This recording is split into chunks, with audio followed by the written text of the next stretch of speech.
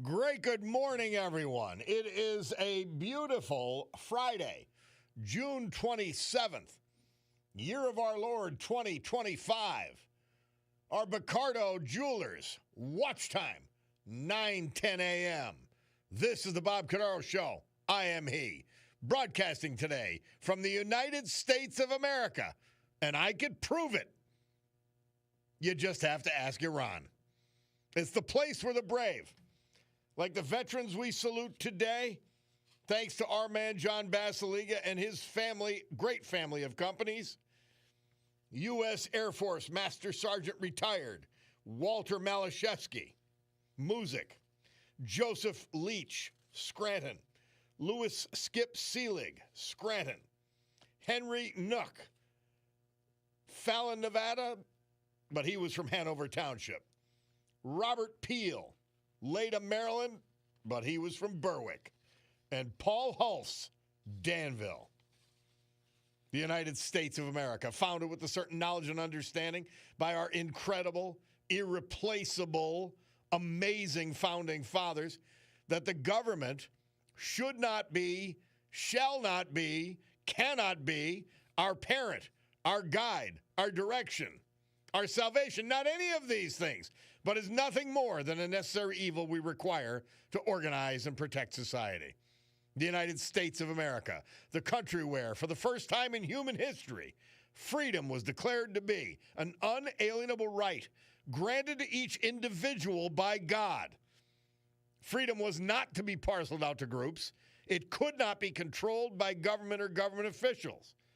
That's what our great American Constitution said, as it ensured and codified freedom of speech, freedom of religion, freedom of association, economic freedom, and freedom of the press. Yeah, if they use it to lie, so we're big boys. We can handle it.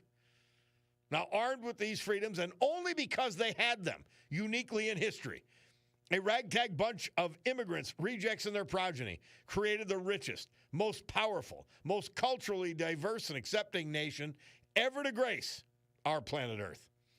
America, the only place specifically invented and designed so that every American can live their life in the manner they choose, unlimited by their background, upbringing, race, color, or creed, unhindered by the government or those who would use government to control others for their own comfort, benefit, or power.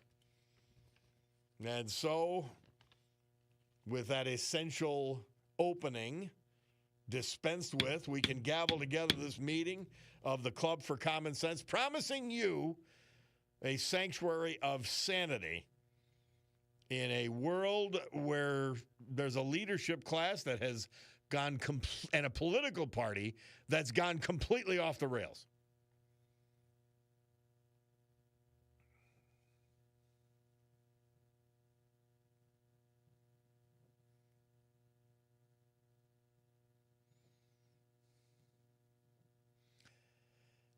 I got my garbage collected yesterday, and we have our weekly tribute on that day to our DPW. But Bulldog, I excoriated Bulldog. Did you feel excoriated yesterday, Bulldog? Did you feel excoriated? I excoriated the Bulldog for not playing this. He said, well, you were talking. You were on a rant. In a lather. I said, so that would have calmed me down. Thinking about our great DPW. And I hope all of you, a lot of you have a Friday garbage day. So I hope you join us in our tribute to those great guys. So the storm was such yesterday. I'm not big for this mulch thing, okay? But Cutie insisted on, remulching the front, and it does look beautiful.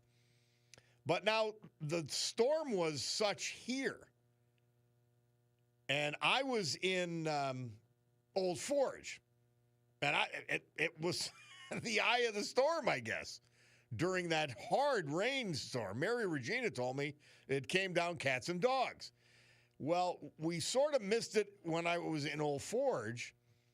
But the Rain was savage, and I come home and there's mulch all over my sidewalks.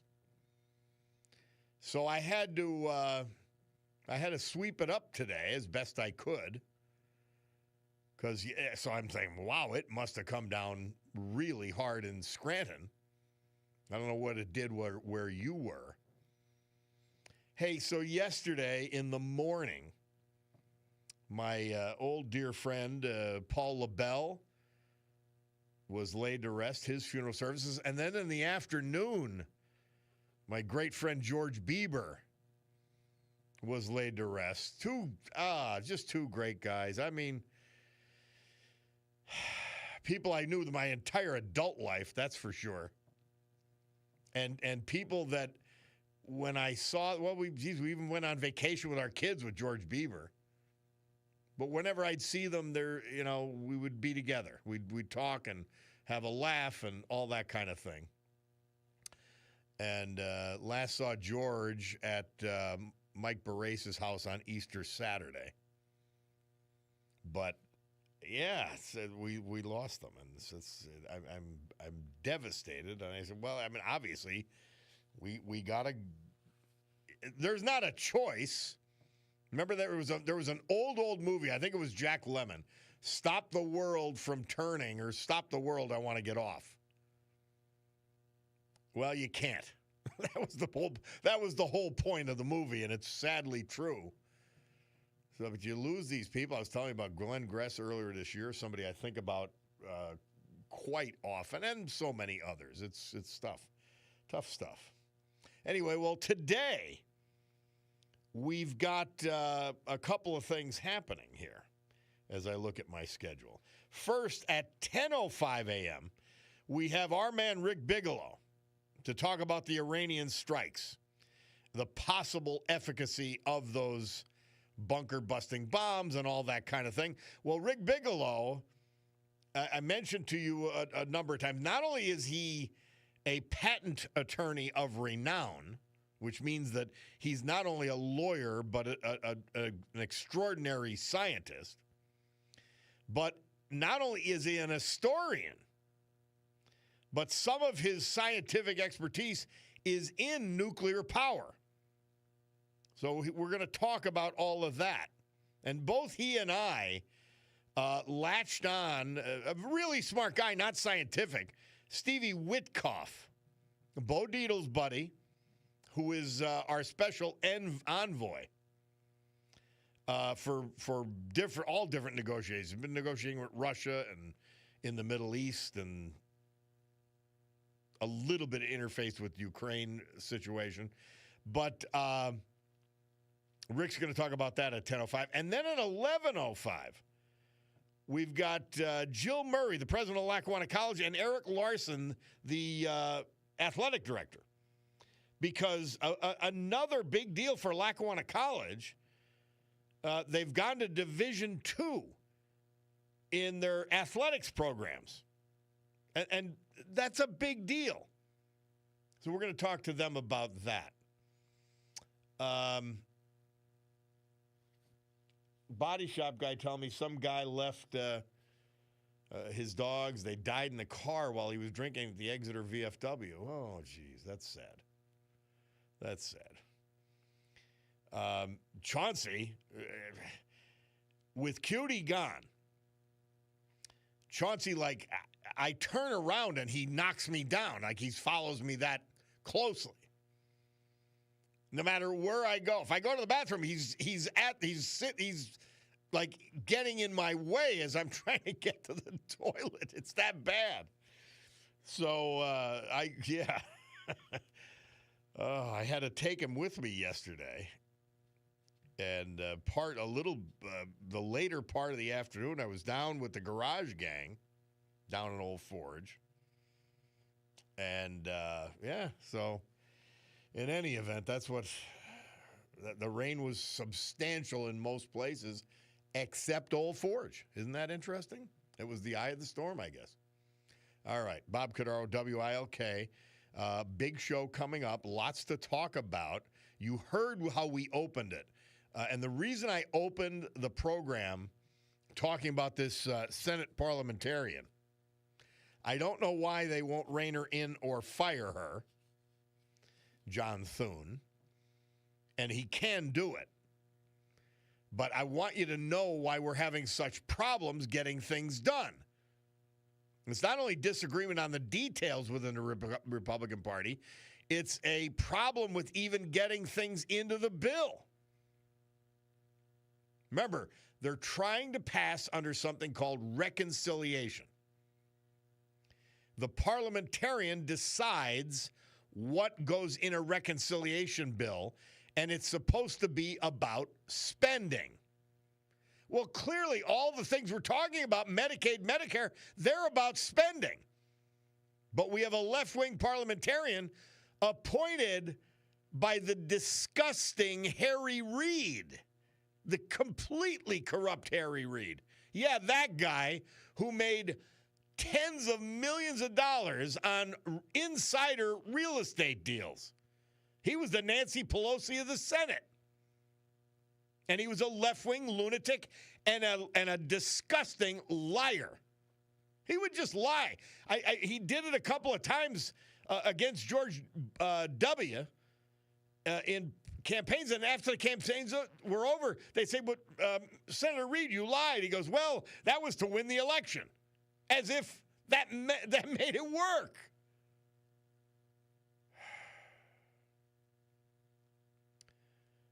Bob LTS, back at you. Me and two buddies golfed yesterday and got 14 holes in. Then the skies opened up. We sat in a lightning shelter with 3 other guys and drank a couple of beers. It got sunny after 30 minutes. Then they completed their round. A beautiful day, says Slick. Happy not to be on a golf course yesterday. I don't like that. I don't like lightning flashing around me. You're a better man than I, Slick. I would have been saying, okay, good, we're done. If I was golfing, I had too much to do yesterday, unfortunately. Long scheduled things. But in any event, we need to take this break. Let's hear from our great sponsors. We'll give a little history, a little music, and then you. It's the Bob Cordaro Show.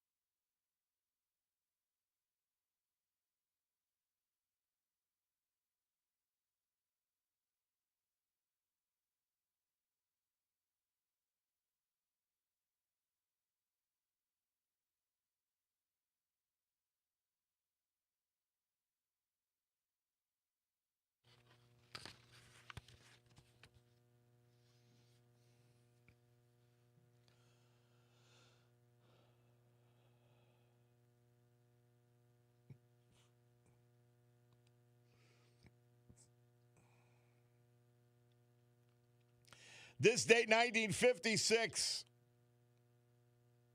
Murph tells us Fats Domino recorded his version of Blueberry Hill at Master Recorders in Hollywood, California.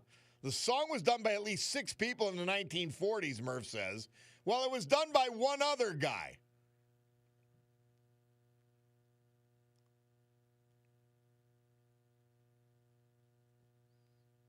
Yes, Vladimir Putin.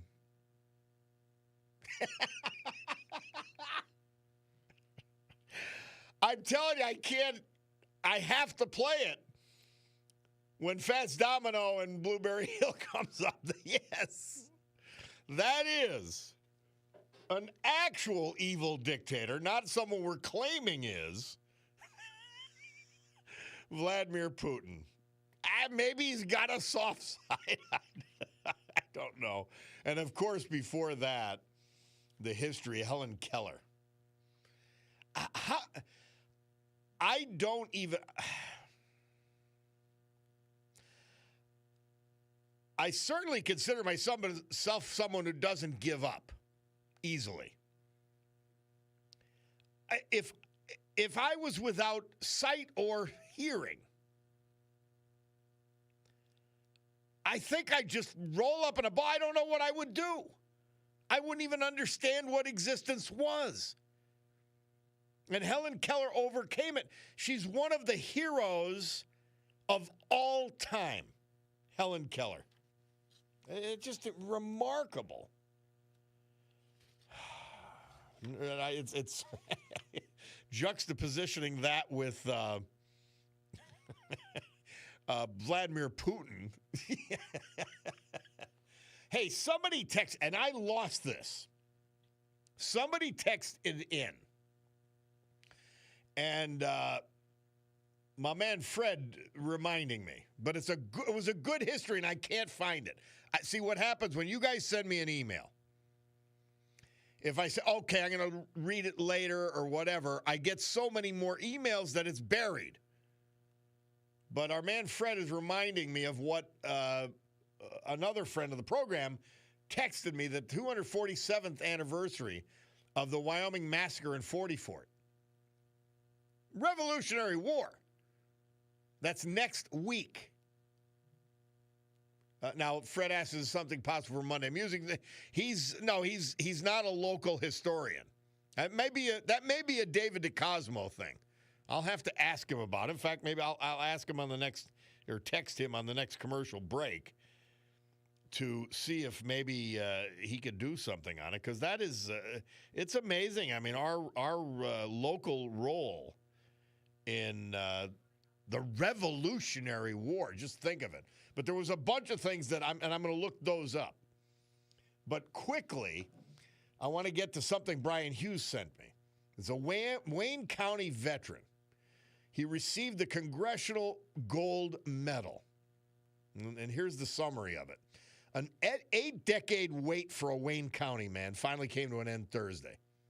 The United States Congress awarded the last remaining World War II Army Rangers with Congressional Gold Medals on yesterday, including Sergeant Joseph Drake of Hawley, who joined the war in Europe in 1944 when he was 20 years old, fought in the Battle of the Bulge, and helped liberate a concentration camp. Sergeant Drake's family, including his son John, made the trip from Hawley to Washington, D.C. to be part of the ceremony at Emancipation Hall. The hall erupted in applause and a standing ovation for these heroes. Thank you, Brian Hughes. Joseph Drake, Sergeant Joseph Drake of Hawley. A special mention to him today. That is great stuff. And thank you and congratulations to his family, including his son John, who received this award.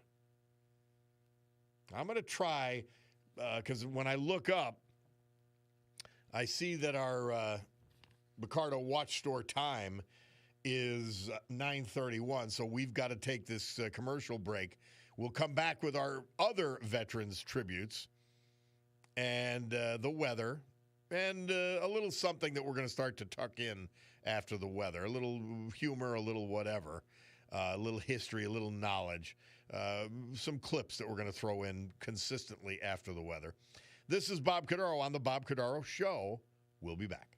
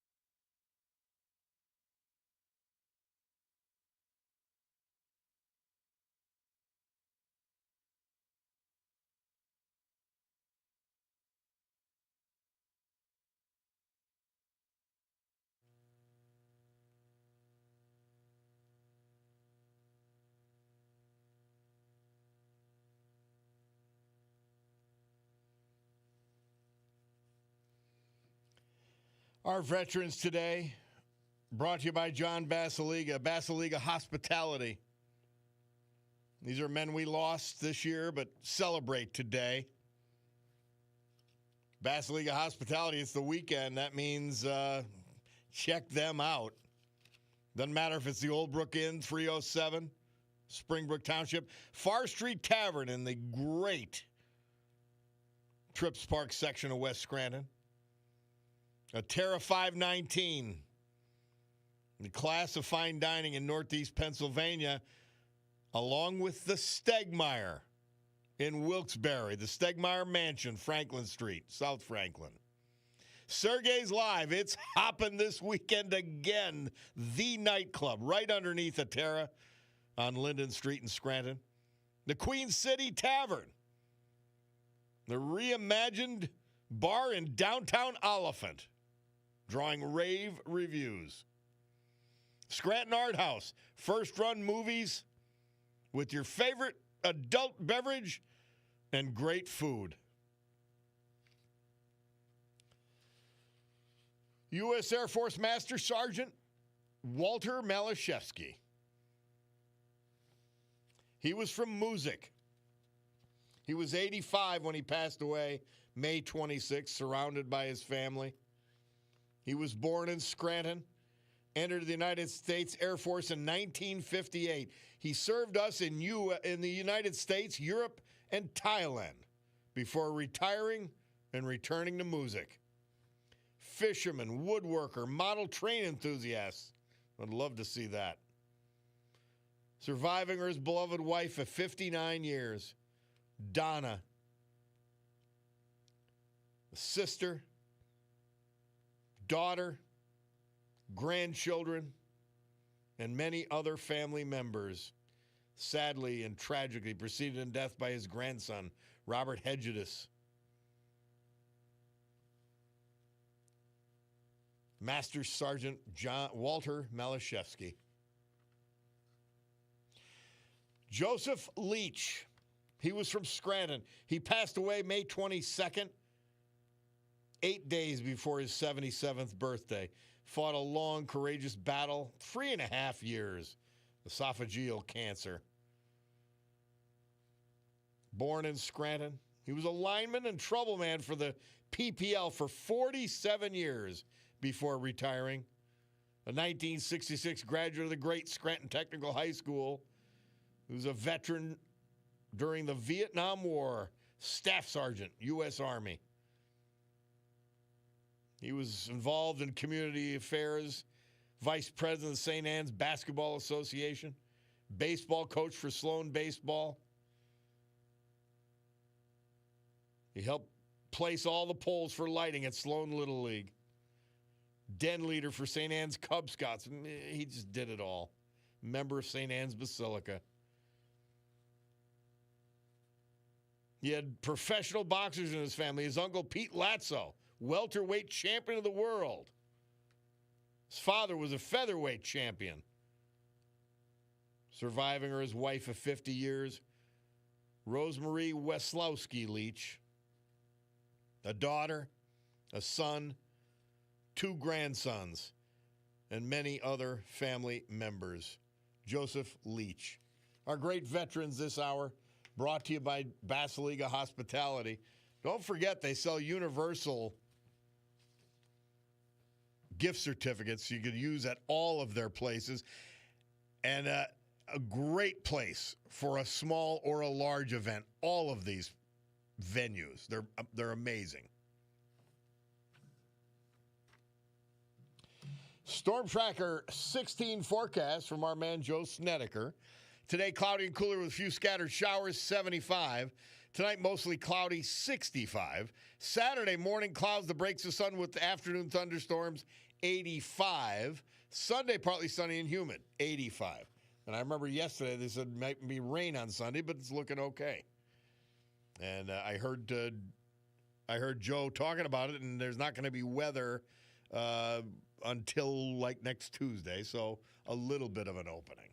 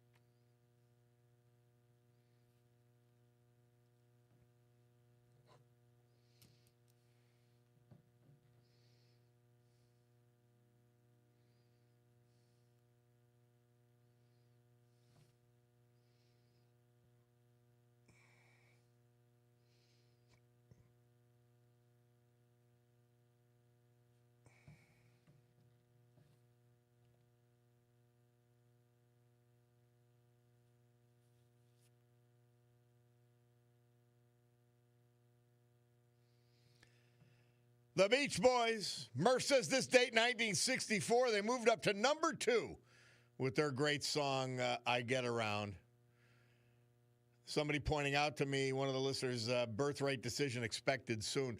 By the way, somebody asked how old is Mr. Drake that was just awarded. He passed away. His son, John, received the award for him in Washington. And you know what? I don't know how I missed it, but I had a press release. The guy that made it happen for him locally was our Congressman Rob Bresnahan. And a nice press release on the whole thing. I might be able to get to that later. I talked about the Battle of Wyoming and the Wyoming Massacre, a separate point of history. Now it says DS. I don't know why you didn't give me your name, because it's great stuff. But they sent me an email on June 20th, so a week ago. So it was buried, but I found it now. Furiously searching during the commercial break. They say, you've demonstrated an interest in our nation's history and even our local history. I have just rejoined the 24th Connecticut Militia Reenactment Group. And this nonprofit organization is beginning to prepare and plan for the 250th anniversary reenactment of the Battle of Wyoming to be held in 2028. So we're on same track. It's 247th this year. They're looking for sponsors and publicity. And he says he's a member of the 24th Connecticut Militia Reenactment Group, but he wants to contact me on his own to test the waters of how interested. I've got to get back to him. There's 3 other events. Now, we missed one of them because last Sunday, June 29th, oh, no, that's this Sunday. I apologize. Jenkins Harding Cemetery in West Pittston. The West Pittston Historical Society is going to host First to Fall event featuring the 24th Connecticut Militia. This meant to remember and honor the victims of the Harding Massacre, who were attacked and killed by Indians who came with the Loyalists' Butler's Rangers. The 2 Harding brothers, Benjamin and Stuckley, are buried there. Fascinating. Number 2, here's another event. Starting on 10 a.m. July 4th, there will be the annual ceremony at the Battle of Wyoming Monument. This has been held consecutively since the monument was completed in the 1840s. How about that? And has been attended by President Hayes, Theodore Roosevelt, and I believe 2 others as well. Number 3 event, also on July 4th, but starting at 1:30 p.m. at the Dennison House in Wyoming, is the reenactment of the signing after the capitulation, which occurred after the Battle of and Massacre at Wyoming. The event is free to attend, and the house will be open for paid tours. That's July 4th. So I'm going to ask you. In fact, I'm going to type it now, because if I don't get to it now, I'm going to ask them, please have someone call in. We can't do anything about the Sunday event. That's happening. That's 2 o'clock at the Jenkins Harding Cemetery in West Pittston. The West Pittston Historical Society is going to have that event. I'm going to just say, on all of these events, please have someone call me on all these events, and I'll give them the number, same number you guys use, 570-883-0098. Fascinating stuff. I am interested in local history. That's why we have our guy on all the time, David Cosmo.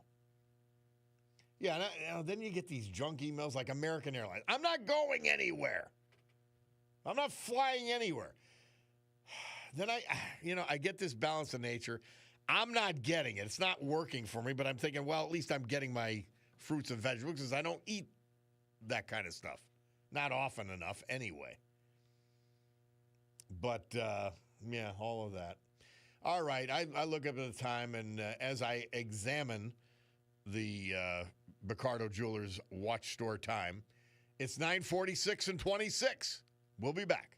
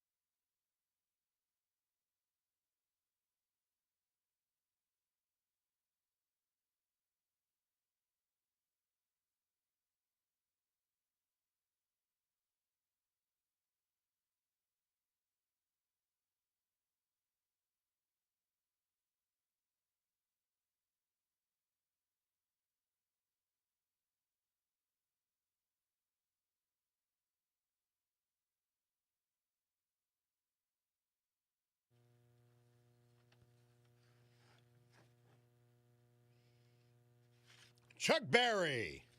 Murph tells us this date, 1964. He was moving up the charts with that great song, No Particular Place to Go. And Mike Tyson knocking out Michael Spinks.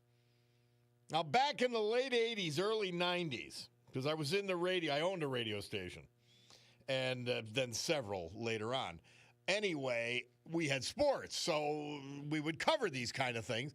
And we had a connection through Jerry Cooney for all these fights in Atlantic City.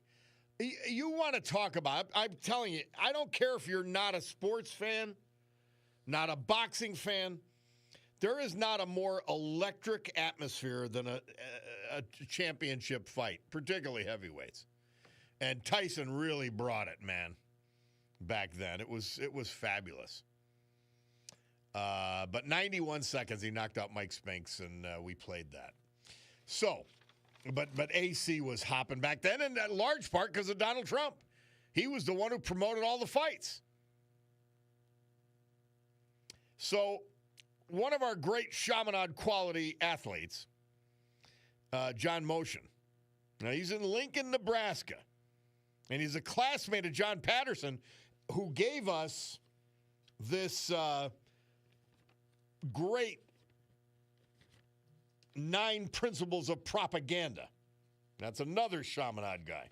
We love our Chaminade because of our man Mark Mayer. And these guys. And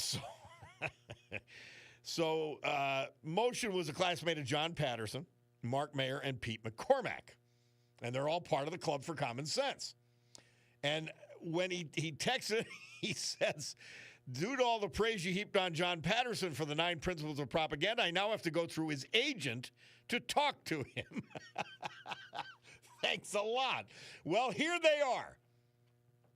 Here they are from John Patterson. John Hooks Patterson, the 9 principles of propaganda. This is the Democrat Party. Lie big. Number 2, focus. Number 3, repeat. Repeat, repeat, repeat. Number 4, blame. Number 5, provoke. Number 6, crisis. Take advantage. Number 7, and if you got to create the crisis, do it. Number 7, use emotion. Number 8, pander. And number 9, no limits. Moralities for losers. Yeah, that's today's Democrat Party. Oh, Lord. Well, John Motion, you're just going to have to put up with Patterson's fame because we love him because of what he found us. Mark Mayer getting a kick out of the ref, Frank Cappuccino. Yeah, I remember that name. For an old boxing fan, and I used to do a little myself, it's hearing those names and hearing those old fights. Oh, it's just fantastic. It really is. Anyway, Senator Mark Wayne Mullen, and this is from Mr. Paul. He said live on Fox, and I saw him on the monitor, but I didn't hear what he was saying. Senator Murphy, Christopher Murphy from Connecticut, he's a disgusting POS. That's what he is. And he says Murphy's lying about intelligence briefing in the Senate about the Iran strike. Murphy's a real scumbag. There it is, the 9 principles. Nobody uses them more consistently than Senator Murphy of Connecticut. He's a disgrace. Murph letting me know that the Christopher Columbus Association had their meeting and dinner at Regnacci's last night. Okay, that's always a good spot. Always a good spot for that stuff. But yeah, it's unbelievable. Whew.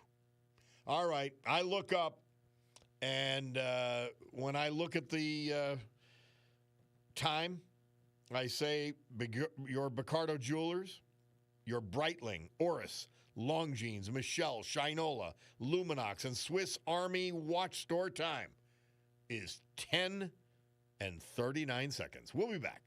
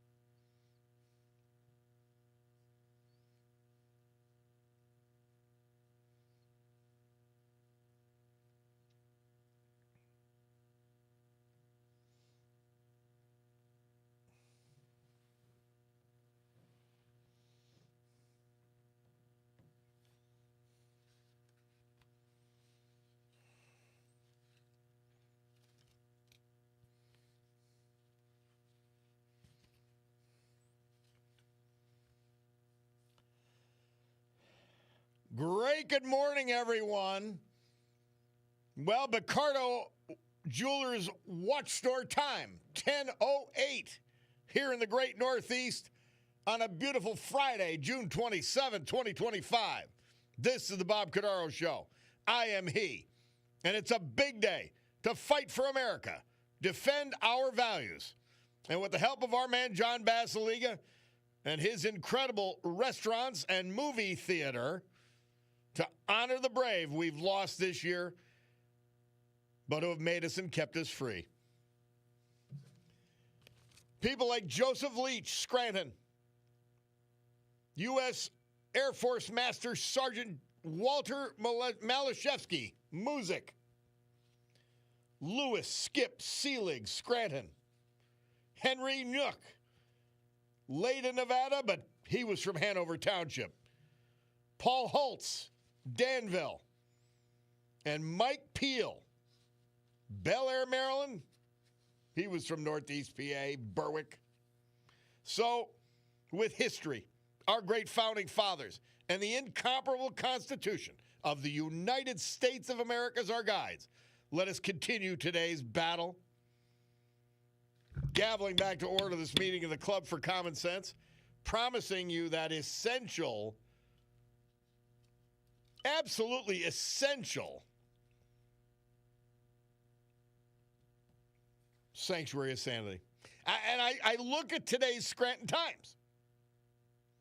Now, we've talked about really the two worst offenders and the two worst office holders in Lackawanna County. That's, of course, Mayor Cognetti and Bill Gaughan, the Lackawanna County Commissioner. Now, he's got two appeals going, okay? He's got no right to appeal. And by the way, there's only two commissioners. And Chris Chermak didn't vote for any of this stuff. So not only can't you file lawsuits, you can't appeal lawsuits. And Lackawanna County Court said, you're out. Who's paying for this? So Gaughan continues. He's got two different appeals going. This is how insane the left-wing lunatic Democrats have become. It's unbelievable. Oh, and it's exhausting. Absolutely exhausting. Hey, one of our great listeners mentioned to me that the great debate with Joe Biden, today's the anniversary. I don't know how I missed it. So we're going to have a clip for that shortly. But first, we've got our man Rick Bigelow. And he's got a theme song. And there it is from The Longest Day. And Rick Bigelow, welcome back to the program. I was pointing out to the audience yesterday, I said not only is he a patent attorney, which means you're a scientist of note by definition, but you were involved in the nuclear industry and the nuclear program, and you were a veteran. So you hit on all stripes in order to discuss this attack on Iran and its nuclear facilities. And we thank you and welcome you to the program. Glad to be with you, Bob. All right. Give us your thoughts. Well, let's do a little background on Iran's nuclear program.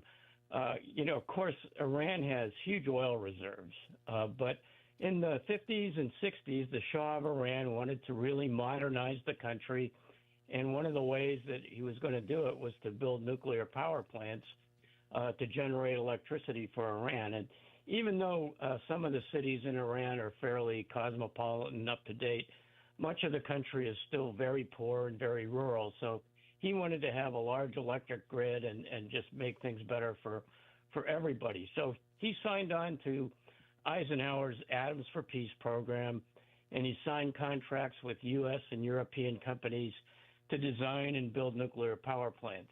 Now, he also wanted to have a self-contained, what is known as a nuclear fuel cycle, where Iran could mine, process, enrich, and fabricate uranium into fuel for reactors.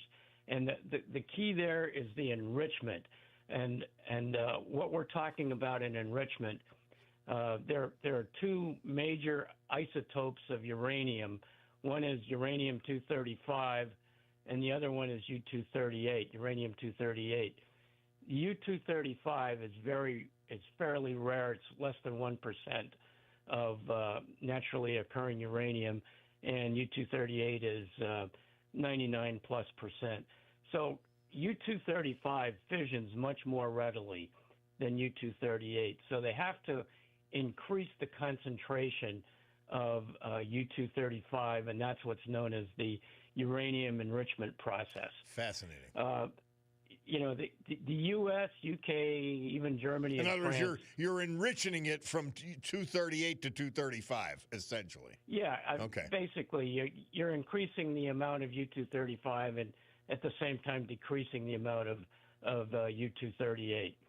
And you have to do that, have to get it up in commercial power reactors, you have to get it up to like 5% of U-235. For naval reactors and for weapons, you got to be up in the 80 to 90% U-235. Which is quite a stretch, which is why we know that their enrichment went far beyond any civilian use. Absolutely. That is very much the key. Once you get above 10%, and some of the research reactors use fairly high enriched uranium, but once you get above 10%, your methods and your desires are nefarious, to say the least. So that's why we've been watching it for a long time. And of course, the Western nations were not too keen on Iran being able to develop a self-contained nuclear fuel cycle. So, we have been watching the Iranian program ever since the Islamic Revolution took over in the 1970s, late 1970s. And of course, they were trying to build a couple commercial nuclear power plants, and they eventually built them. And it got to the point where we became very suspicious of what they were doing with their nuclear fuel cycle programs. So in the early 2000s, they really got going again on uranium enrichment, and they imported what's known as centrifuges, which basically can heat up the gas, heat up uranium and turn it into a gas, and use the minor differences in the mass of U-235 and U-238, spin it around in the centrifuges, and they separate and increase the concentration of U-235. So we started looking at this in the early 2000s. It appeared that in about 2009, 2010, they were starting to get pretty close to having enough uranium to possibly manufacture a bomb. And this is when we were actually able, along with the Mossad, to infiltrate some of their uranium enrichment facilities, and we installed a computer worm type of virus that basically shut down a lot of the centrifuges. Yeah, and that was brilliant. Actually, that was it was an amazing thing. And I read it's a novel, but a historical novel in a sense. De Silva, and he goes through that whole thing, how it happened. It's a fascinating story. Yeah. Yeah, and of course that's what they have revealed. Who knows what really happened in relation to that? So that sidelined their uranium enrichment program for a while, and then of course there were various attempts to to get the Iranians to modify their program and agree not to produce too much weapons grade uranium. And Rick Bigelow, I'm pointing out that I said the Obama and Biden administrations, they gave them more money to the tune of billions. In the case of Biden, over $100 billion from oil revenues and released frozen funds, so that they wouldn't do it, and they used the money to do it. Right. They used the money to do it, and also to we already foment, played this game with North Korea and lost. and to foment all kinds of terror with Hamas and Hezbollah and Lord. the Houthis and so on and so forth. So, well, Rick Bigelow, we've got to take a break. When we come back, I want you to get to the chase about what your immediate response and analysis of the recent attacks were, and what level of degradation you think has occurred. And we're going to keep following it, but we'll get your preliminary opinion on all of that after this. It's the Bob Cordaro Show.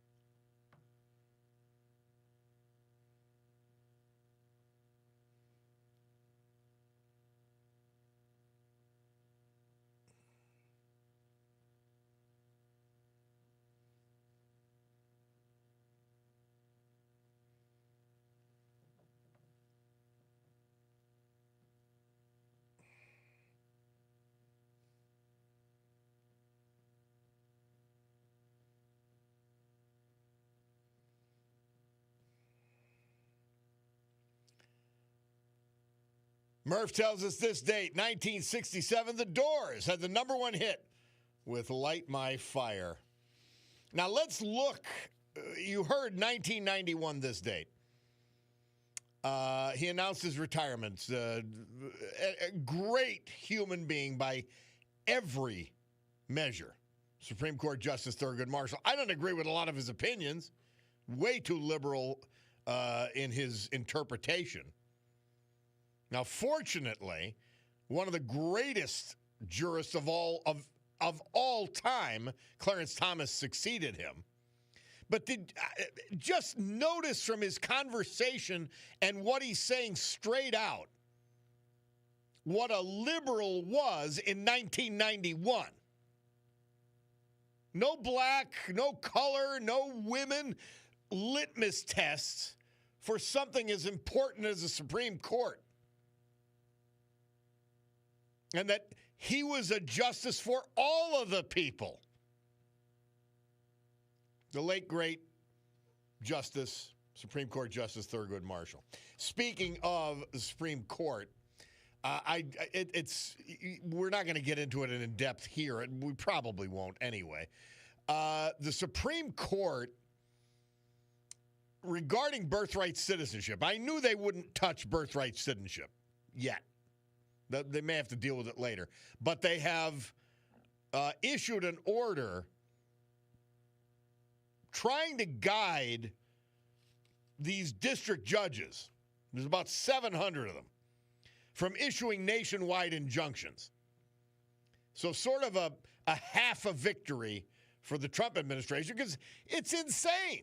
How could you enjoin anything that goes beyond your district?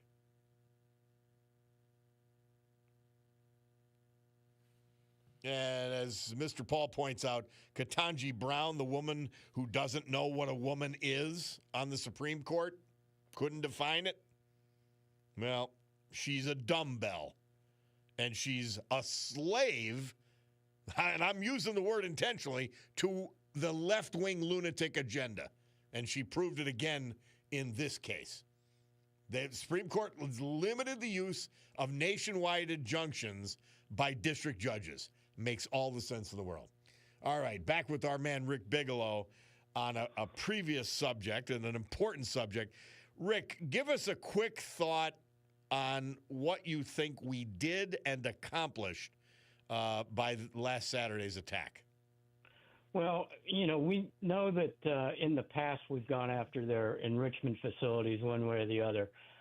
When I heard Steve Witkoff say that they had also destroyed their uranium conversion facility at Isfahan, that perked my ears up when I heard that, because the conversion is one of the key components in the nuclear fuel cycle, where they take uranium after it's been mined and milled and processed, and they turn it into a gas, uranium hexafluoride, so that the gas can go into the gas centrifuges or into the gaseous diffusion plants to enrich the uranium. So basically, they have taken two of the four key components of the nuclear fuel cycle away from the Iranians. And that just means, as far as we know, that's the only conversion facility in Iran. And so it's going to take that much longer for them to get their enrichment and conversion and their nuclear fuel cycle capabilities back up to speed. So would you put it in terms of months, or would you put it in terms of years for them to reconstitute? I think it would take at least a year for them to get back up to speed. And I think one of the things with and by the way, that's assuming the least amount of damage, right? Yeah, that's exactly right. It could be that they've destroyed all the centrifuges in the enrichment facility, and if they totaled the conversion facility, that means you've got the remnants of UF6 gas, which is highly corrosive and highly toxic, all over that facility. So you'd have to start from scratched to Yeah. to build a new one, Because or it's else repair buried the at the current very one. least. It's buried under tons of rubble, if not Yeah, that's collapsed. right. And I don't know that anybody's started digging out yet. They might get killed. The Yeah, Iranians will be strafing them. How are they going to do it? Or the Israelis? How are they going to do it? yeah, yeah. And you'd be looking over your shoulder to see if there was another missile coming in. So, and they could get some of this stuff from somewhere else, but I haven't seen the Russians or the North Koreans or the Chinese rushing in to offer them aid. I think they were all kind of concerned about a radical Islamic Republic having nuclear weapons. So, And they also now saw an extraordinary act that not only were we willing to do under President Trump, this attack, but that we were capable of doing. And that's got to give everybody pause, all of our adversaries. right, and we could do it again. Yeah. And one of the keys was, I guess they had a feint because they sent a bunch of those B-2s to Guam. Yeah. Yeah. Sent them in the other direction and to kind of misdirect. So it's pretty impressive. And the other thing I'll say is I heard Senator Kennedy say yesterday that they were within days of having enough enriched uranium to make a bomb. Now, that doesn't mean you just put it together in half an hour and you can make a bomb. Yeah. But, they were getting there. So the other thing I heard was... I pointed this out, Rick Bigelow. I said, when are you going to wait until? Are you going to wait until the day before they can put one together? Are you going to wait until after they put one together? Are you going to wait until after they use one? No, you do it before. Exactly. The other thing I heard was they had a heavy water facility, which means to me that they're looking to produce plutonium. Yeah. And, they don't need plutonium for power reactors. They need plutonium for bombs. And their intention, I've said this often, and they've stated it even more often. If they're getting a nuclear weapon to use it, not to have it, that's their declared intentions. Well, Rick Bigelow, I thank you. Your areas of expertise are so substantial, we call on you for a lot of stuff. But we're glad to do it, Bob. Let's keep following with you on this whole thing, and you let me know if you've got more to add at any time. All right, my man? Certainly will, Bob. Thank you. Patent attorney extraordinaire, Rick Bigelow.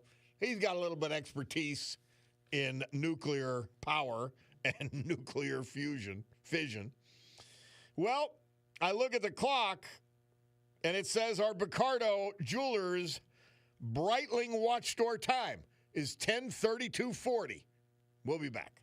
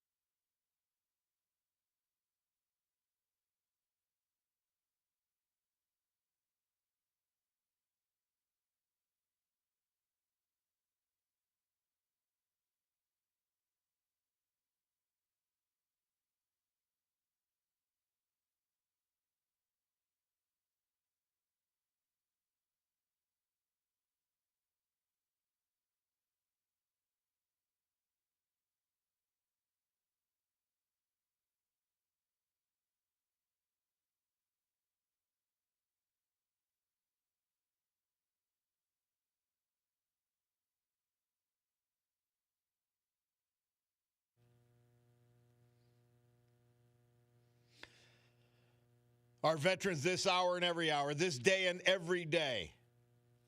Brought to you by our man, John Basiliga. And as we head into the weekend, Basiliga Hospitality. The Old Brook Inn, Springbrook Township. Far Street Tavern in the incredible Trips Park neighborhood of West Scranton. Queen City Tavern, downtown Oliphant, reimagined. Wait till you see it. Scranton Art House, first run movies with your favorite adult beverage and your favorite food. The class of fine dining in Northeast Pennsylvania and beyond. Atera 519 at 519 Linden Street, Scranton. And the Stegmeyer Mansion, downtown Wilkes-Barre, South Franklin Street. And guess what? Sergei's The Nightclub. They're open. And they'll be booming tonight. Louis Skip Seelig. He was 94 when we lost him May 20th. He was born in Scranton and survived by his wife, the former Dolores Novak. They would have celebrated their 69th anniversary on June 2nd. He died May 20th.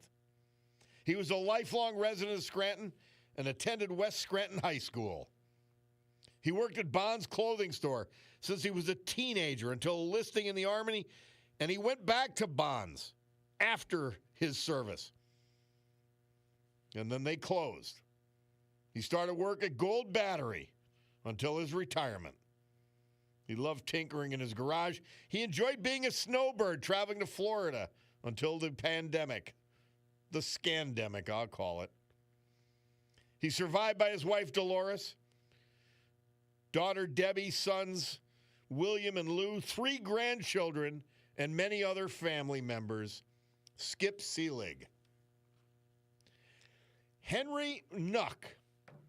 He was 77. He was from Fallon, Nevada. He died May 9th.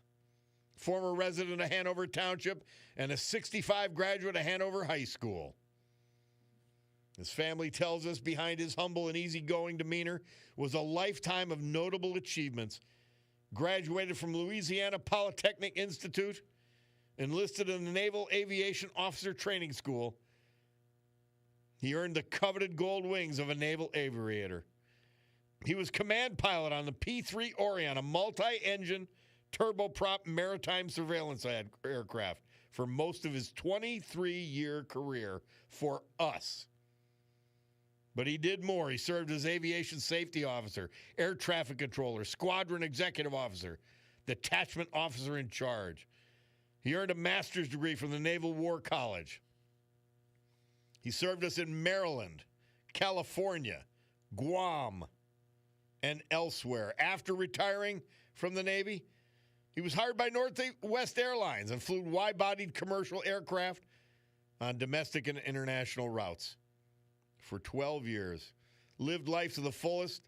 Skier, outdoorsman, Harley rider. He made nearly 40 trips to motorcycle rallies in Sturgis, South Dakota alone.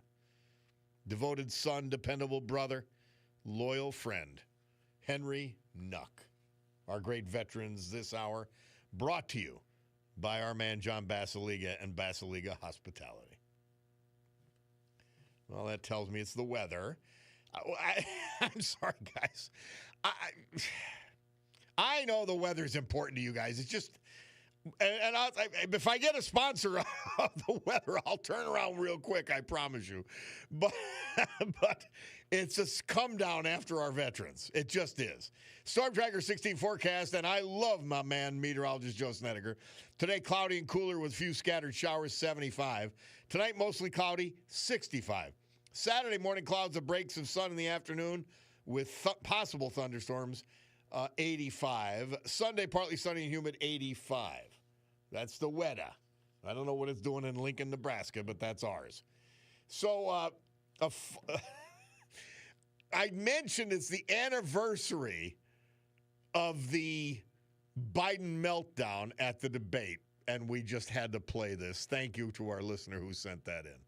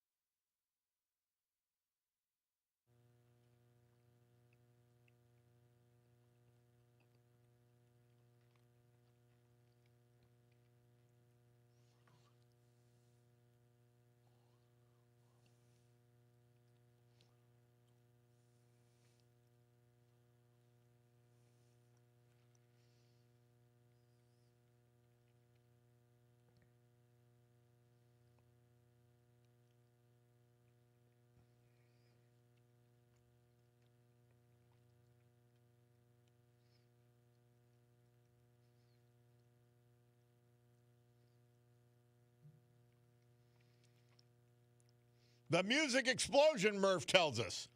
Yeah, that's their name. This date, 1967. I'd never heard of it. I heard the song before. They were number 6 this date with their hit Little Bit of Soul. Bob Cordaro back with you on WILK. Mike texts in. Bob, with all due respect, you always talk about Lackawanna County, but I live in Luzerne County, and I'm more interested in Luzerne County news than Lackawanna County news. Switch it up a little. Thank you, says Mike. Mike, remember what I point this out, but I want you to know what I'm doing. Now, fortunately, first of all, you have that ridiculous county council system in Luzerne County. There's nobody responsible for anything. And you have a good mayor in Wilkes-Barre. And I don't care what the party is. So there's nothing to highlight.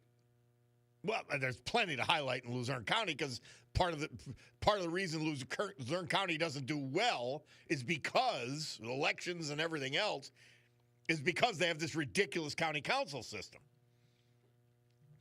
But there's no one to call on it. And that's a problem. Number 2, we have 2 elected officials in Lackawanna County, and I don't do it because I'm from Lackawanna County. I do it because they epitomize everything that is wrong with the Democrat Party today. In the things that they fail to do, and the actions they try to take, and the agendas they pursue. That's Bill Gaughan, Lackawanna County Commissioner, and Mayor Cognetti. Mayor many names. Mayor Pothole Page. So see, they epitomize what we talk about on the program, which is why we keep talking about it. And honestly, I'm not more interested, at least as far as this program goes, in Lackawanna County, Luzerne County. I've got a lot more listeners in Luzerne County. It's a bigger county. So, and Luzerne County's actually, that's the other reason there's not as much to complain about in Luzerne County. You guys vote Republican almost reliably. Like, Luzerne County gets it. So there's not as much reason for critique. Believe me, not that I don't care less or more. It isn't that. It's that Gaughan and Cognetti epitomize the disgrace that is today's Democrat Party and the left that controls it. That's all. It's not a preference. So hang with me, Mike. It's always as an example and as an exemplar of the point we make on this show, not because I have more interest, because I don't, honestly. All right, let's go to Bill. We got to do it quickly, but I thank you for your patience. Because you're on the subject of Joe Biden, so I said, good, let's get to Bill from Pittston. Well, I'll tell you, your last guest, I'll tell you, that's the best analysis I've heard, even on the network news. He's the best. That was great. Anyway. Listen, we give the best analysis here. Without doubt, I don't care what show you're watching. If you watch any of the shows tonight, any of the opinion shows, they're going to be talking about what we've already handled.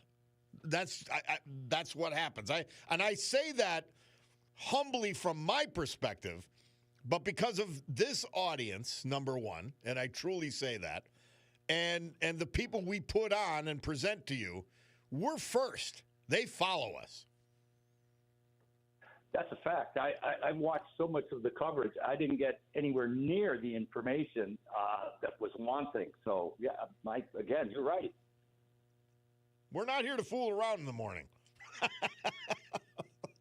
And by the way, if we don't deliver, I can't talk about national issues because you could get it elsewhere. If we don't deliver better, and we have so many of you, including you, Bill, who participate in the program and send me information.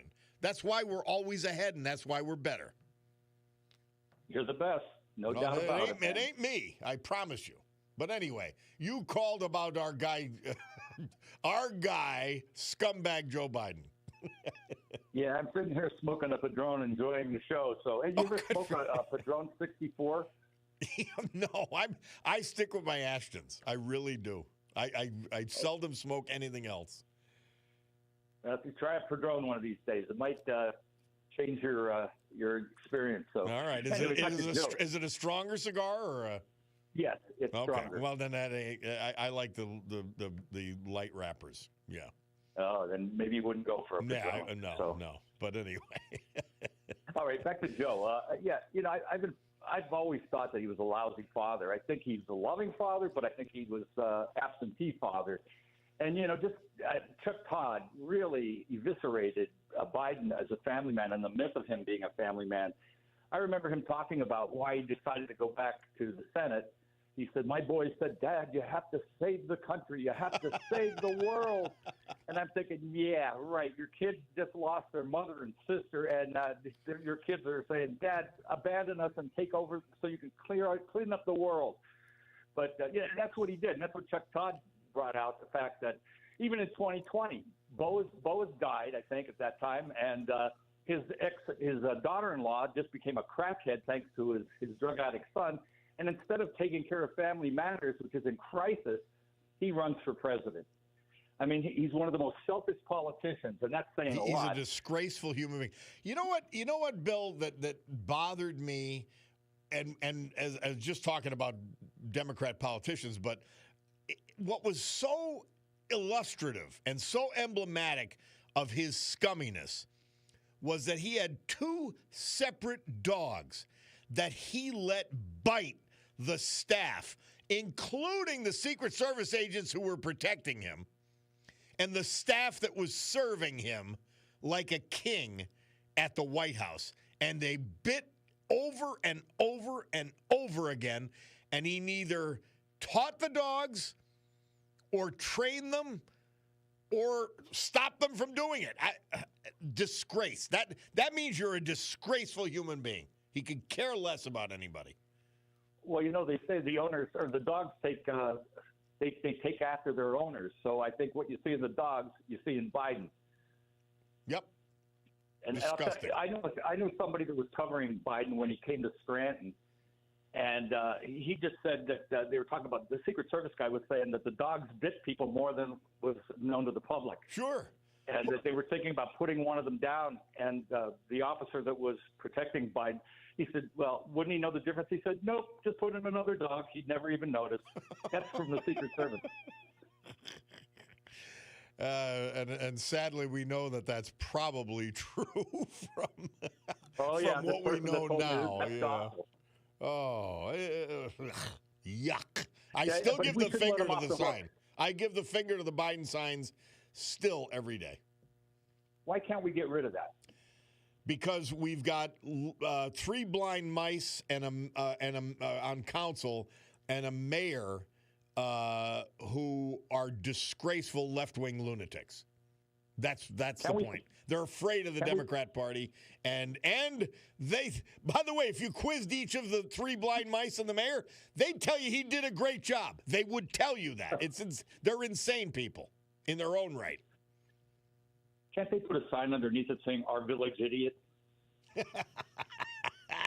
that would. But again, Mike was asking me. He says, "Hey, you talk too much about Lackawanna County."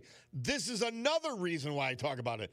They put up those disgraceful signs, and it was Gahan and Mayor Many Names, Pothole Page, who put them up, who pushed it beyond anything, and our phony wolf in sheep's clothing governor as well, Shapiro. Yep.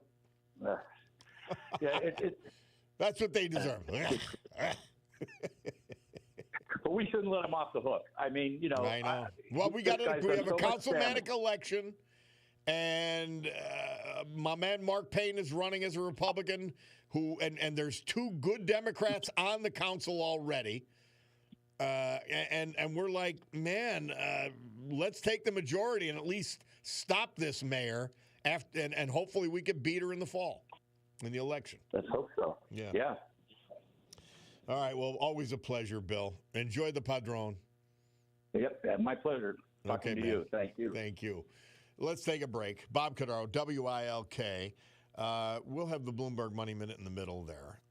But let's hear from our great sponsors first.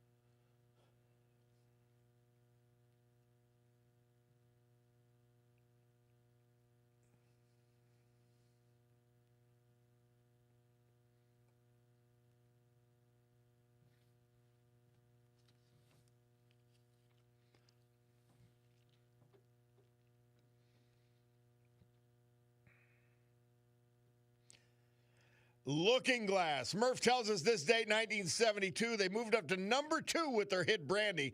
It would have been a finishing song, but Neil Diamond, he's got America, and we had to finish with that one.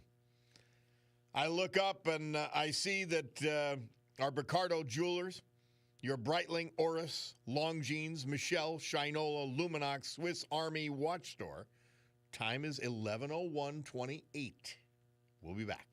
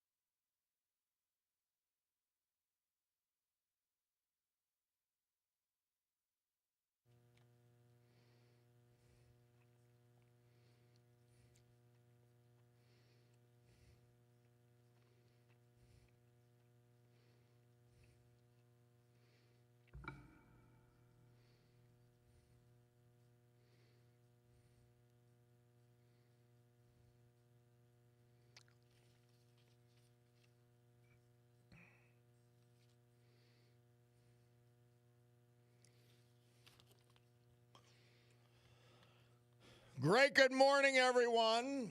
11:07 a.m. here in the great Northeast. Well, that's according to Cordaro Jewelers, your Breitling Watch Store time.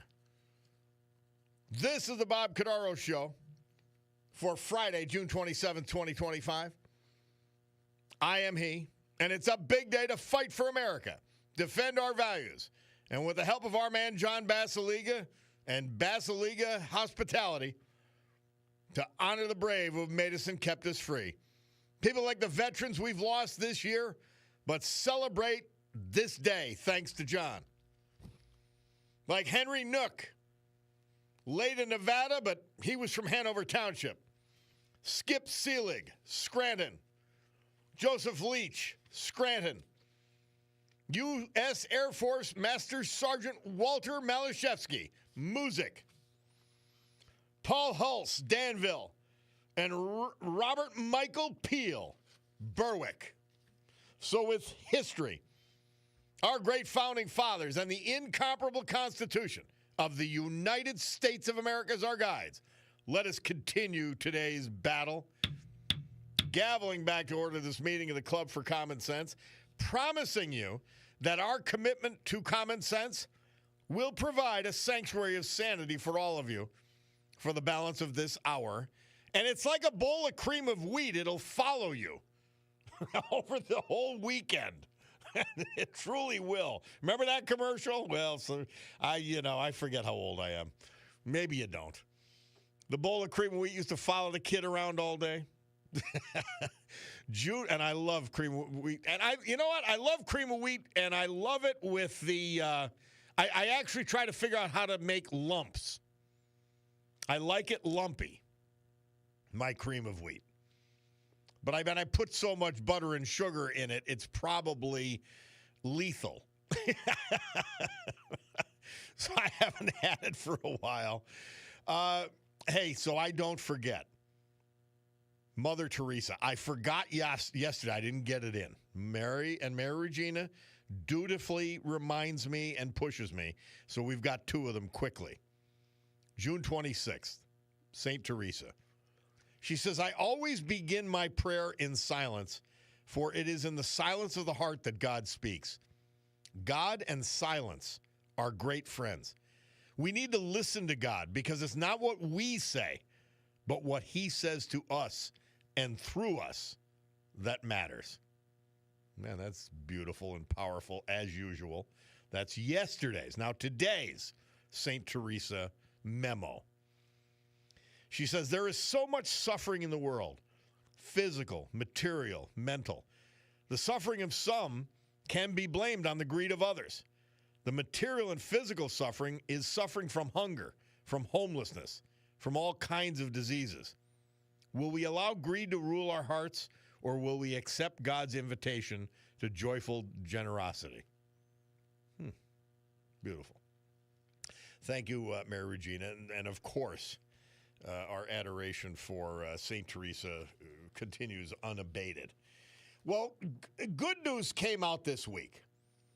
And it's a place that, it's just a school that's always making something happening. So Lackawanna College announced that they're going to move from their athletics programs from the National Junior College Athletics Association, it's a 2-year athletics model, to the NCAA Division II Pennsylvania State Athletics Conference, a 4-year model. The school had made the move academically years ago, and now we are following in the sports, which they've got tremendous athletic programs. And joining us is Jill Murray, the president of Lackawanna College.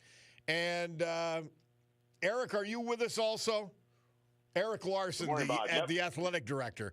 I'm trying to press buttons that I'm not qualified to press, so I hope I have you and Jill. Do I, Jill? I'm here, Bob. All right, perfect. Thank you. Once I get past that technical difficulty, because the bulldog who produces the show is not very fleet of foot, so he can't come into this studio and do it for me. So it's always a hit or miss. Well, first of all, to both of you, congratulations to Lackawanna College. This is a big deal, Jill Murray. It's a huge deal, Bob. Thank you. And I just go back to the cream of wheat discussion. My father and my sister, that's always been their favorite. Yeah, much better than Quaker Oats. That was your Right, choices. yes, 100%, That was 100%. For some reason, they thought a hot breakfast would be better than cereal in the morning when it was cold out, right?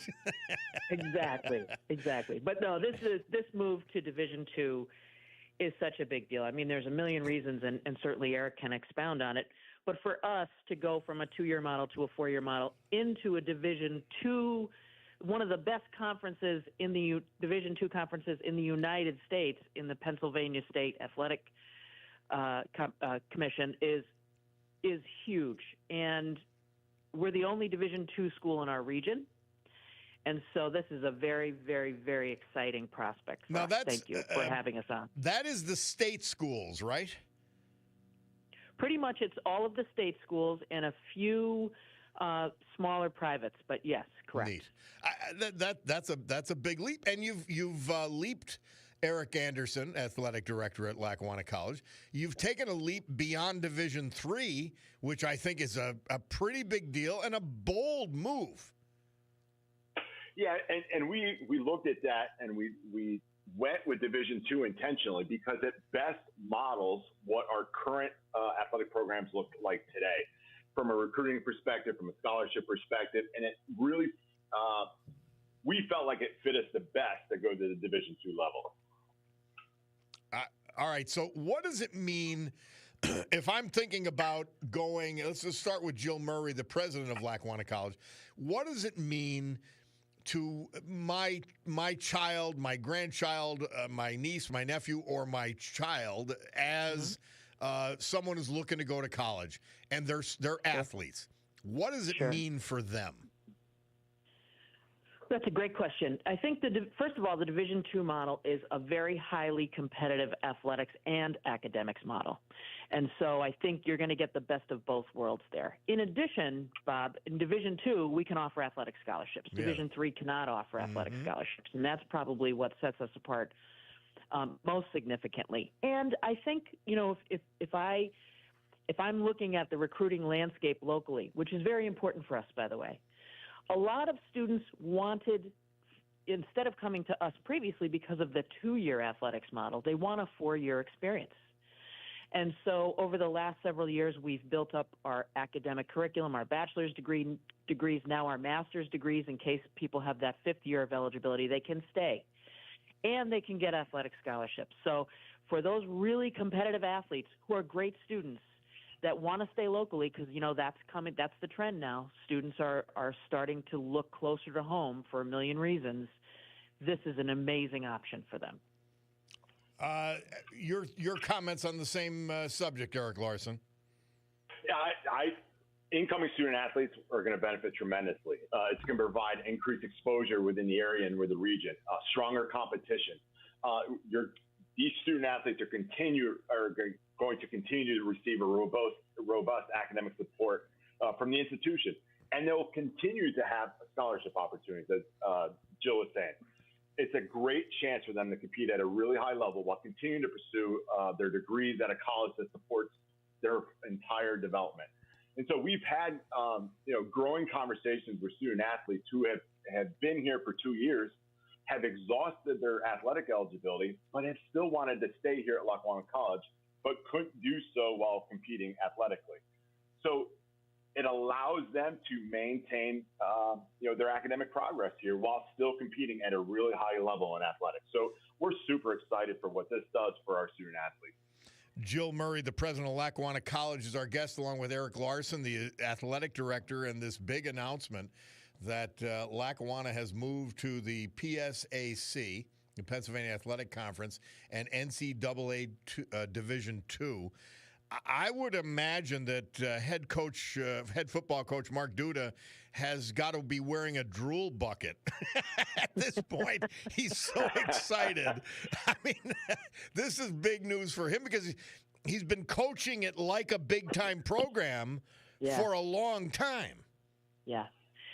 He's one of the first people Eric really talked to, because I think without Mark's support, right, that would be very challenging and very difficult. Mark is a Hall of Fame coach. This guy, his career, his personality, it speaks for itself. What he has done for the college over these last, almost 30 years is incredible. And so to have his support, his advocacy, and he can't wait to get started. I mean, with the way he recruits talent and his ability to be able to put championship teams together. Yeah.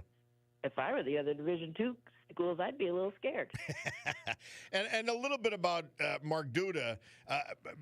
I think Jill is aware of it, but Eric, I was actually appointed by Joe Morelli to be part of the exploration committee to start football at Lackawanna College way back when. And against my objections, we picked a guy named Wally Chambers, who was a former Chicago Bear star. And I had met with him, and I said, he just doesn't seem to, and it wasn't the only one who had the opinion, he just doesn't see, he seems to be just showing up for a part-time paycheck. And fortunately, we made the choice, well, all right, let's get somebody local in here. And it was Mark Duda, who was a former professional athlete himself. He played with the St. Louis Cardinals in the 80s. He's a Maryland Terp grad, star, all that. And, man, did that work out. Well, knowing that you had some influence on that decision, I appreciate that, because Mark has done some unbelievable things here, and he has such a passion for our student athletes and helping them succeed. And to Jill's point, having that conversation with Mark was vitally important, because if we couldn't get Mark on board, I don't know that how high our success rate to be able to make a transition like this would be. Mark has that ability to really push us along and help us make that transition, just from his experience, his contacts, the relationships with the student athletes. Like, he is a championship level coach that really translates into everything we're doing here at the college and within athletics. And you got to have the coach to go with the program. You can't just push it without the leadership. Couldn't agree more. Great stuff. Jill Murray, so many great announcements. You've got that new center coming out on Wyoming Avenue in Scranton. Right. That's coming online. We had talked about that previously. Man, everything is just guns blazing for Lackawanna College. the new Philadelphia, the merger with that Philadelphia University. Good stuff. Yeah, and I think it's a tribute to our leadership team here at the college, to our board of trustees. You may know our board of trustees president, which is Jody Cordaro. Yeah. I mean, just very forward thinking, and they're very supportive of all the crazy ideas that we bring to the table. And I think what is a tribute to this leadership team is this has been going on for a while. For example, this Division II discussion started way back at the end of 2017, early 2018. So wow.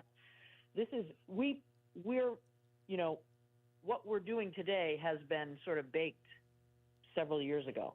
So everything is coming to fruition. We really think about things in advance. We really do a lot of strategic planning, and to the extent that we can, obviously follow through with a good plan, with solid resources, and with support of our board and the community. It all comes together. This Eric Larson is going to be transformative for, I don't know, and for Jill Murray, not only for the athletic programs, but for the whole school.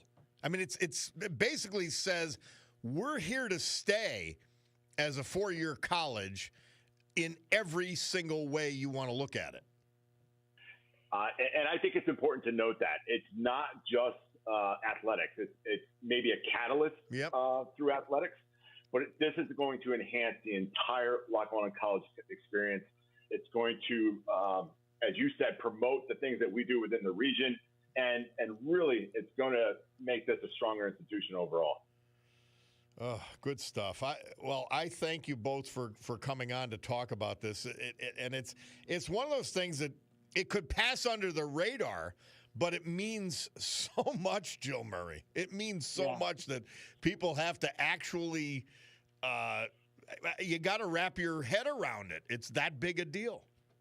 It really is a big deal. And I think what is also important to consider, Bob, is the social and economic impact it's going to have on this region. When we create these rivalries, right, these great, fun, competitive rivalries with colleges across the state, and we're playing, at Memorial Stadium with our great partner, the Scranton School District.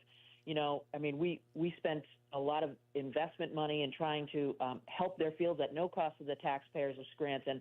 When we get these fans from Kutztown and from Stroudsburg and from, the schools out west in the western part of the state, and these fans come here, they're going to stay in our hotels, they're going to shop in our stores, they're going to eat in our restaurants.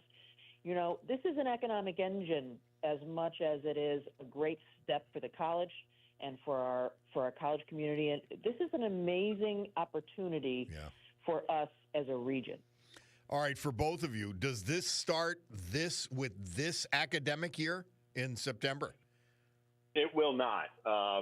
This is not a process that will occur overnight. This is actually a long, drawn-out process. So our last year competing in the NJCAA, or the National Junior College Athletic Association, will be this year, 2025, 2026. And then we start rolling in just beginning in the fall of 2026. And I won't go into too much detail because we could really get into the weeds here, but starting in 2026, we will now be recruiting all our student athletes will be four-year degree-seeking students, and will begin to compete against four-year schools. And the Pennsylvania State Athletic Conference has been great in supporting our efforts to make this transition. They're going to assist us with scheduling and to help us meet their criteria that's going to be needed down the road to file for membership application to the NCAA. So this is going to be probably a 3 to 5 year process. Okay. When we're done. Eric Larson, athletic director. It's a big leap athletically for the kids, but having a couple of these state schools merged, they've got to be pretty happy in the PSAC that you're doing this. Yeah, and I'll agree. Like it's been interesting for us to watch the landscape in intercollegiate athletics within the state of Pennsylvania. There's some things that have happened to allow us to make this transition, to allow us to receive this invite. For example, Mercyhurst up in Erie decided they wanted to go to Division I. That left an opening for us, and that allowed us to have continuing conversations that got really serious in a really short amount of time here this past 12 months to get us to the point today where we received this invitation from the PSAC. Fantastic stuff. Jill Murray, president of Lackawanna College, Eric Larson, athletic director at Lackawanna College. Thank you both for coming on, and big congratulations and thanks from the people of Northeast Pennsylvania for what you have done and what you're doing with Lackawanna College. Thanks so much, Bob, for having us on, and Eric has done an amazing job making this happen. We appreciate being able to tell the great people of our great city and our great region about what's happening here. Beautiful stuff. Thank you both. Thank you, Bob. I appreciate your time. We appreciate it. Have a great weekend. Thank you. You as well. Bye-bye. We'll take a break. Bob Cordaro, WILK. We will return.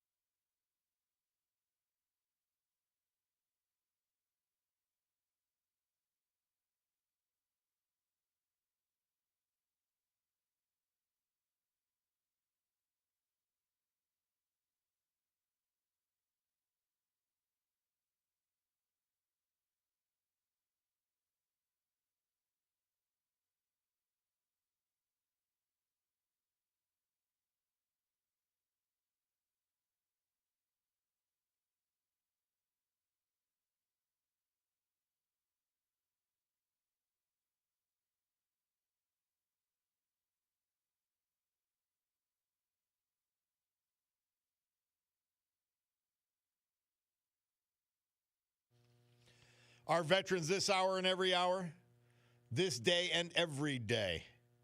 Brought to you by John Basiliga and one of his great companies, Basiliga Hospitality. Well, the weekend's here.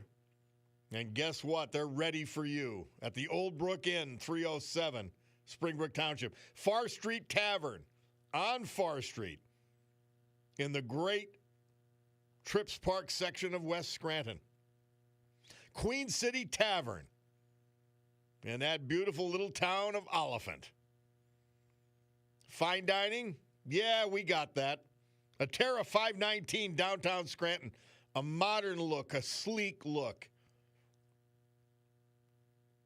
The Stegmeyer Mansion. Old school. Historic. A Terra 519 in the Stegmeyer Mansion.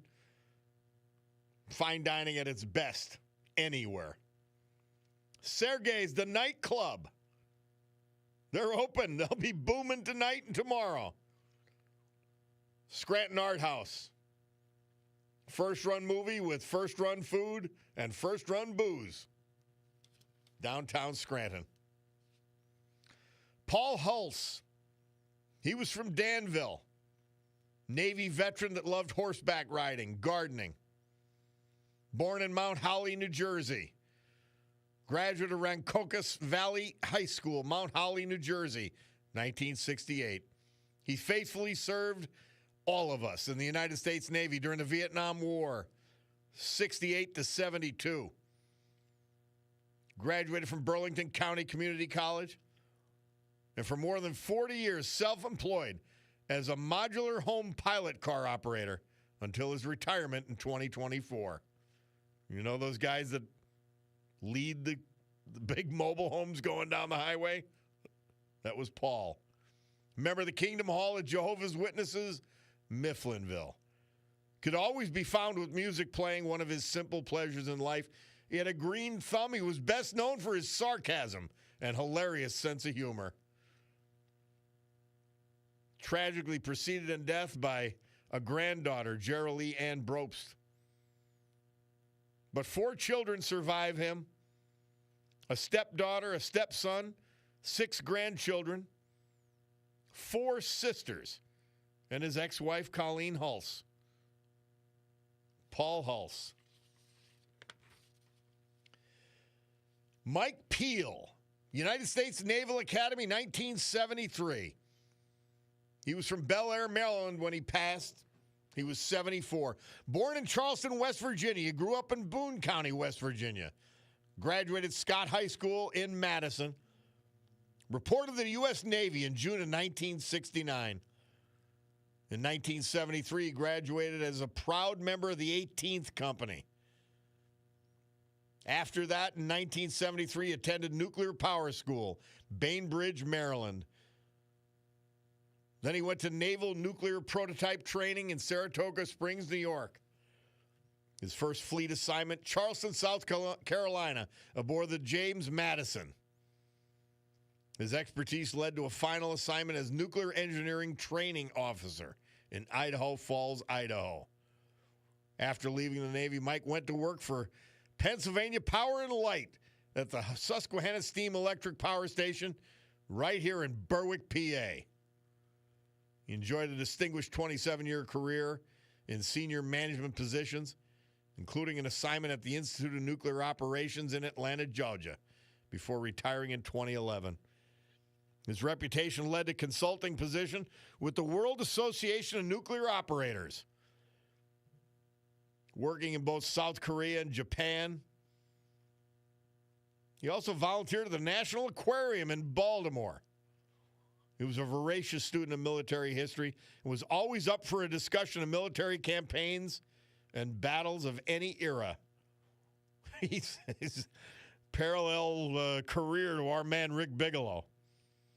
Survived by his wife of 49 years, Carol, his daughters, and 2 grandchildren, as well as other family members. Mike Peel. Our great veterans, brought to you by John Basiliga, Basiliga Hospitality. Storm Tracker 16 forecast meteorologist Joe Snedeker. Today, cloudy and cooler with a few scattered showers, 75 degrees. Tonight, mostly cloudy, 65. Saturday morning clouds, the breaks of sun with afternoon thunderstorms, 85. Sunday, partly sunny and humid, high 85. Bob Cordaro back with you, and 570-883. What, your sausage finger? One of your paws touch a button? Yeah, the bulldog. Anyway, we don't get upset over small things. I'm not some Casey Kasem here going out of my mind every day. Oh, anyway, but the bulldog is irritating. There's no doubt about it, but I just don't let him get to me. So he says, Jay-Z and Berwick. Bob, do you remember Buckwheat from the Little Rascals? A little bit. I wasn't a Little Rascals fan. They were on in reruns when I was a kid. Anyway, they said, did you know he converted Islam in his later years like Cassius Clay and Lou Alcindor? Okay. And then a joke that's not worthy of it, Jay-Z. Come on. Cabinet guy says he likes his stuff, his cream of wheat with less milk and cinnamon. Yeah, no, I would not adulterate it in that way. Somebody's texted Bob, out of curiosity, with these Biden signs on 81 and on Spruce Street. Did they do that for him anywhere in Delaware? Amazingly so. Please get the insanity of this. There is not a street or a highway or a bridge, as far as I can find, and I'm so happy you brought this up, in the state of Delaware to Joe Biden, who sucked the teat of those poor Delaware residents for 50 years. Public service. This is all this clown could do. It's amazing. So, no, they've got like a rest stop named after him and a couple other things. An aquatic center. It probably means pools, because he beat up Corn Pop with chains or something. No, there are no highways or streets named after him in Delaware. That should tell you enough.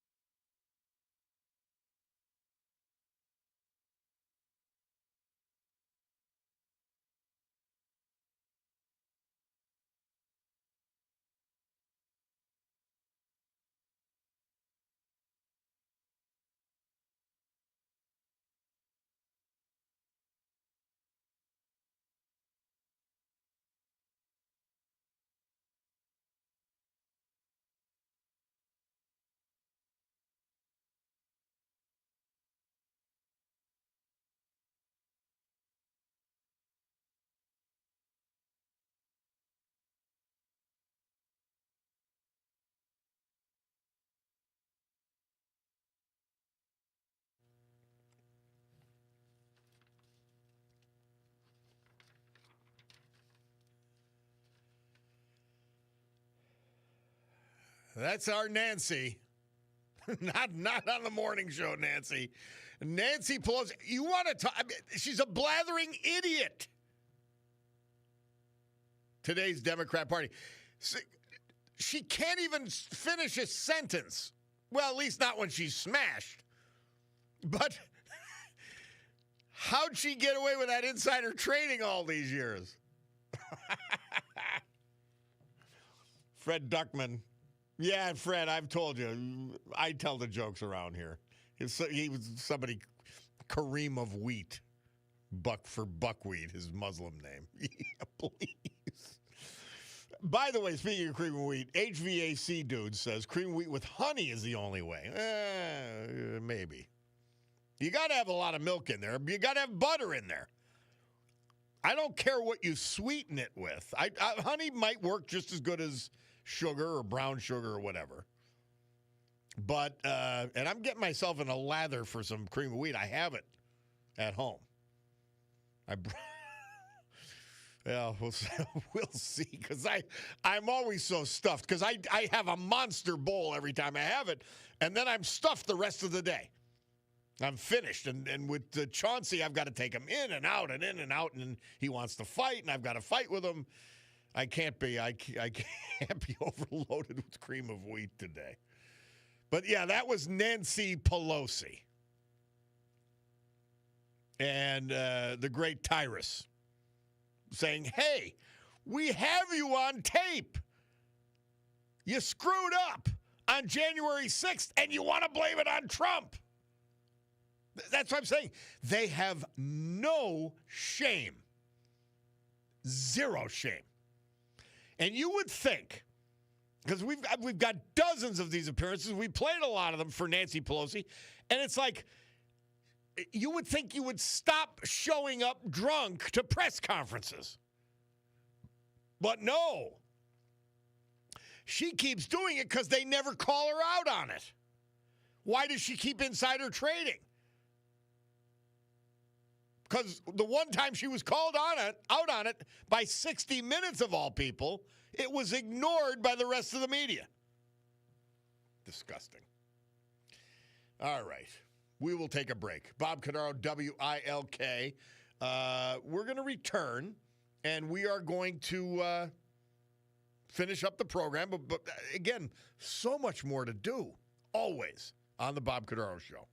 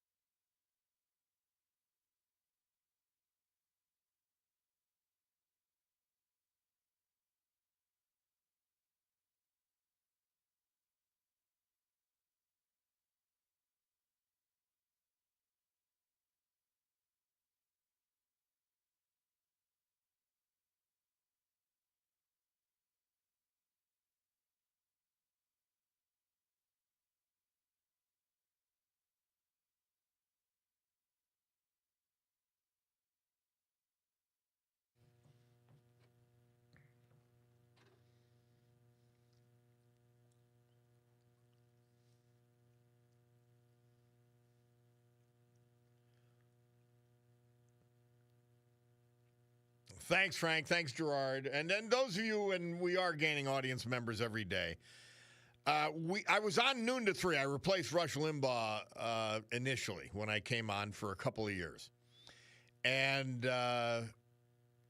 after his tragic passing. And so we had Court of the Three, so I started playing that lounge, that saloon song from Sinatra. So I begged them to switch me to 9 to noon, from noon to 3, and they thankfully relented and let me do it. And so we still had, I said, I can't get rid of Frank. And we found out that, and thanks to Rick Bigelow on this as well, that it is 2:45 in the morning in Papua New Guinea, Port Moresby. So we still play 2:45. And Frank's on a bar stool in Port Moresby as I speak. And then Gerard Mayer, our great, great local artist, did an update so we could play them both. Well, I want to read part of Amy Coney Barrett's, Barrett's opinion. Because I'm telling you, she's an idiot. Ketanji Jackson Brown. I mean, she's on the Supreme Court, and she's a blathering idiot. It's frightening. And Coney Barrett, who's trying to play nice, in fact, more nice than I think she should, and a lot of us have been disappointed with us here and there because we think she's trying to get along with the Washington establishment. But anyway, she says this: we will not dwell on Justice Jackson's argument, which is at odds with more than 2 centuries worth of precedent, not to mention the Constitution itself. We observe only this: Justice Jackson decries an imperial executive while embracing an imperial judiciary.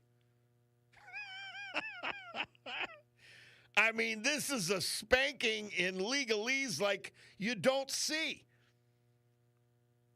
She continues, observing the limits on judicial authority, including, as relevant here, the boundaries of the Judiciary Act of 1789, is required by a judge's oath to follow the law. So she's spanking this idiot Ketanji Brown and Jackson and the district court judges who are breaking the law in order to pursue left-wing lunatic agendas. She continues, Justice Jackson skips over that part because analyzing the governing statute involves boring legalese. Wow. In other words, it's unnecessary to consider whether Congress has constrained the judiciary. What matters is how the judiciary may constrain the executive. Justice Jackson would do well to heed her own admonition.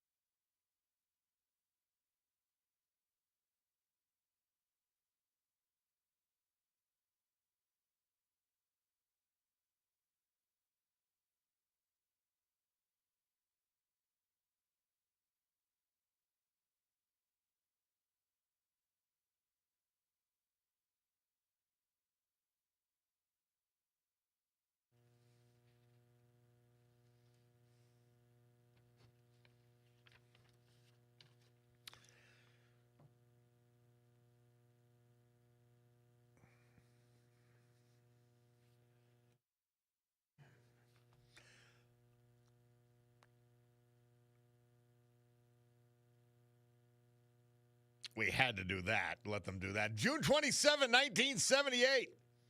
The Stones had the number 2 hit with Miss You, Murph tells us. Bob Cordaro back with you. And my man Gary Duncan sent something in. Now, how you could be to the left of Minneapolis Mayor Jacob Fry. But it says left-wing challengers to Minneapolis Mayor Jacob Fry, a total ass. Like on the order of the governor there. Governor Walz, the Rip Taylor fool. Rip Taylor without the confetti. It's actually going to the win by Hamdani. We're going to call him, and my man Mark Mayer sent this in. He goes, boy, he reminds me of somebody. The new Democrat nominee for mayor of New York City. He's Borat. So Mayor Borat, nominee Borat is inspiring lunatics like himself. They don't travel. They travel in packs. They follow each other. Wow, scary stuff. Hey, we're finishing with Neil Diamond and his hit America. I got to tell you, I remember being in prison listening to this song and getting angry. I wasn't too happy with my country then. Oh, anyway.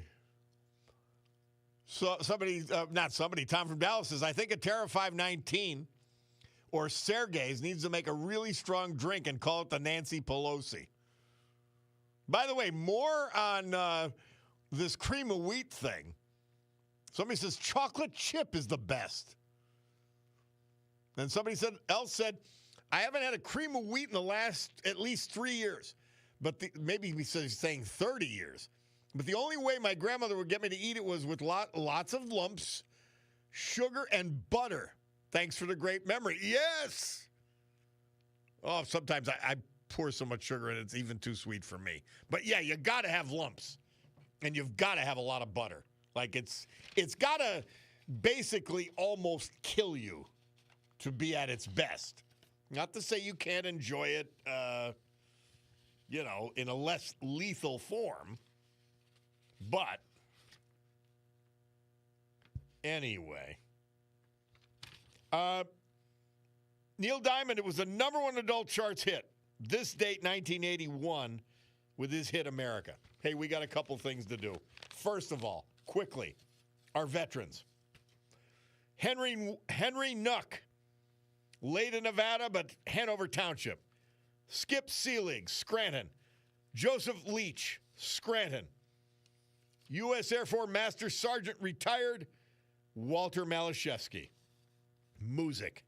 Mike Peel, Berwick. Paul Hulse, Danville.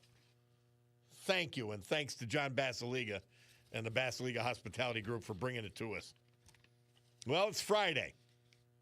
That means it's time for the policeman's prayer because they'll be protecting us. They'll be the thin blue line.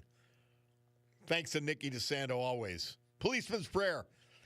Lord, bless the ones who wear the badge, the ones who walk the beat, protect and keep them safe while they are on the street.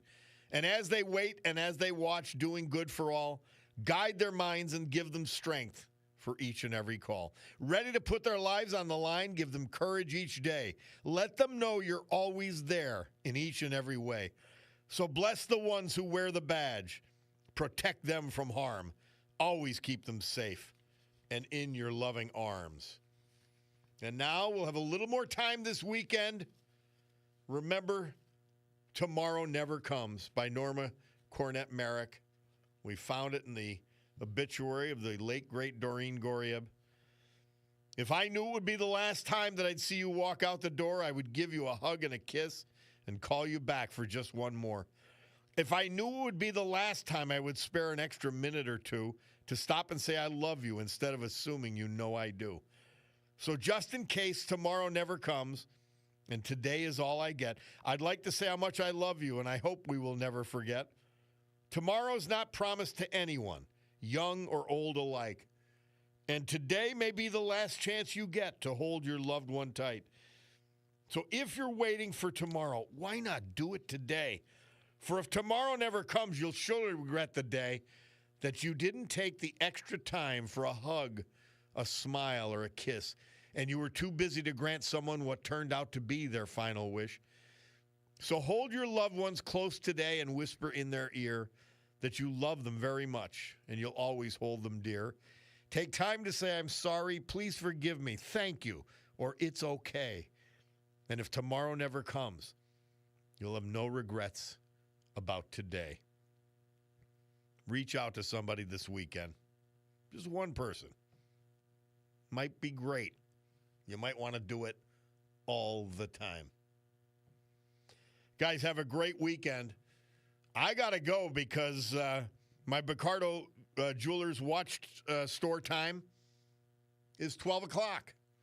Sue Henry next. Rob O'Donnell after that. Guys, God willing, I'll be with you Monday morning. Have a great, safe, peaceful, beautiful weekend.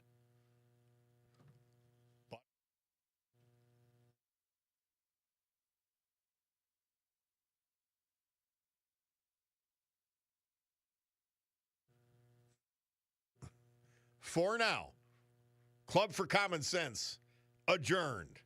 Have a great weekend.